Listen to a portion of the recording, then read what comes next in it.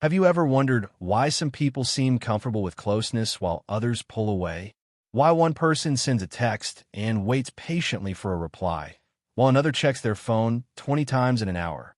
Why one person sees conflict as a temporary problem to solve, while another experiences it as a threat to the relationship itself? The answer may lie in something psychologists call attachment styles. Attachment styles are the emotional blueprints we develop for connection. They influence how we love, how we trust, how we handle conflict, and how we respond when relationships feel uncertain. Most of us believe we are responding to what is happening right now, but often we are responding to patterns that were established long before the current relationship ever began. Attachment theory suggests that from our earliest experiences, we begin forming beliefs about relationships. Can I depend on people? Will they be there when I need them? Am I worthy of love? Is closeness safe? Those beliefs often follow us into adulthood, and they become the invisible script behind many of our relationship behaviors. People with a secure attachment style tend to feel comfortable with both closeness and independence. They can trust without becoming consumed by fear. They can communicate their needs directly. They understand that conflict does not automatically mean abandonment. They see relationships as a source of support rather than a source of constant anxiety. But many people don't operate from that place. Some develop what psychologists call an anxious attachment style. These individuals often crave closeness deeply but fear losing it. They may become highly sensitive to signs of rejection. A delayed text message can feel significant. A change in tone can feel alarming. A small distance can feel much larger than it actually is. What they are seeking is reassurance, not because they are weak, but because uncertainty feels especially uncomfortable. Others develop an avoidant attachment style.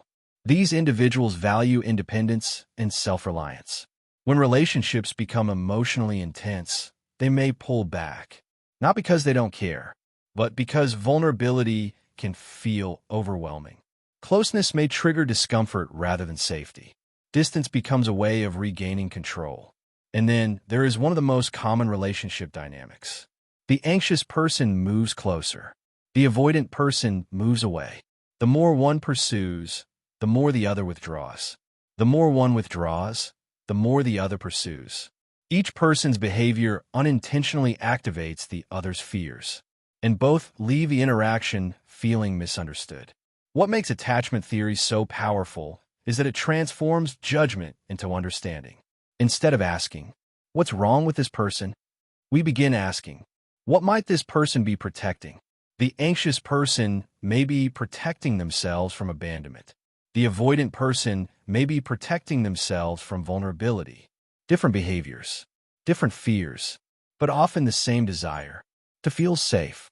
This insight changes relationships, because beneath many arguments are not disagreements about facts.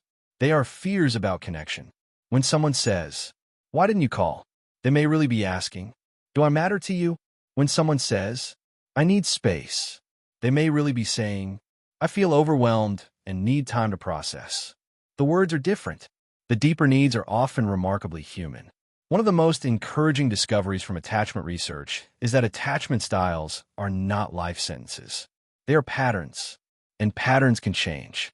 Through self-awareness, through healthy relationships, through honest communication, through emotional growth, people can become more secure.